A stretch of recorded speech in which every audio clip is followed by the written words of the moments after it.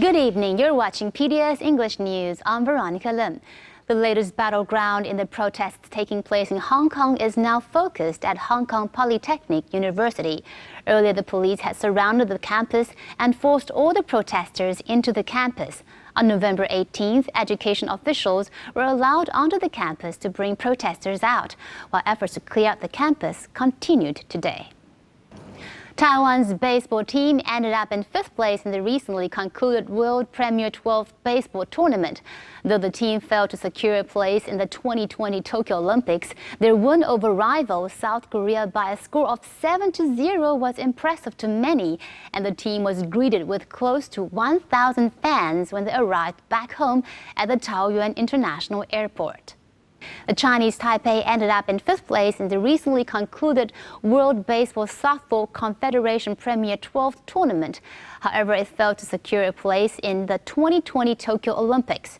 Team manager Hong Yi-zhong decided to resign after the team failed to reach the goal under his leadership.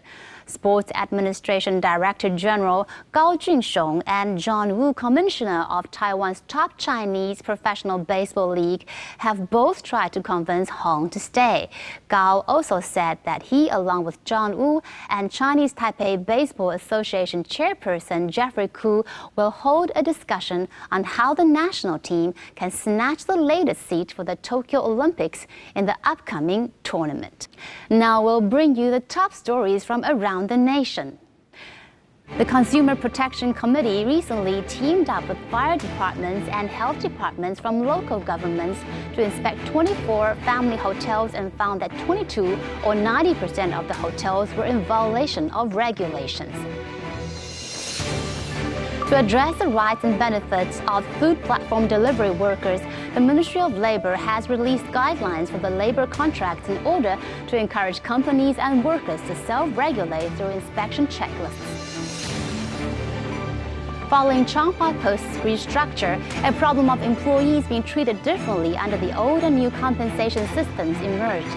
The union set to start a protest, but the corporate union said that the authorities have already promised to adjust the salaries and the protest is unnecessary.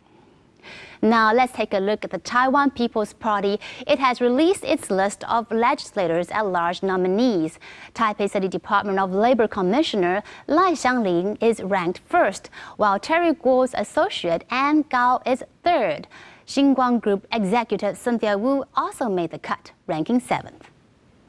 On the other end, James Song, the presidential candidate for the minority People First Party, said the list of their candidates for legislators at large will only be announced on November 20th.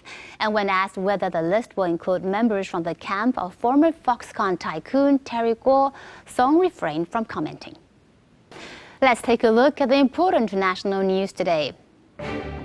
The Sydney Central Business District is hit with a thick layer of smoke as bushfires continue to choke large parts of New South Wales, with health experts warning those with medical conditions to stay inside. The U.S. Department of Commerce announced Monday that it will extend a temporary license to loosen restrictions on business deals with Chinese tech giant Huawei for another 90 days. The violence in Hong Kong has been escalating since June. China's ambassador to the UK, Liu Xiaoming, reiterated that any form of violence that undermines the one country, two systems policy will never be tolerated.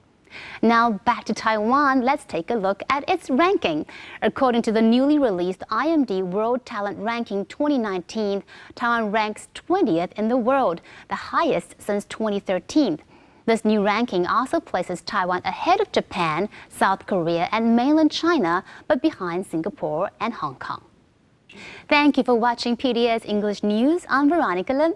See you next time.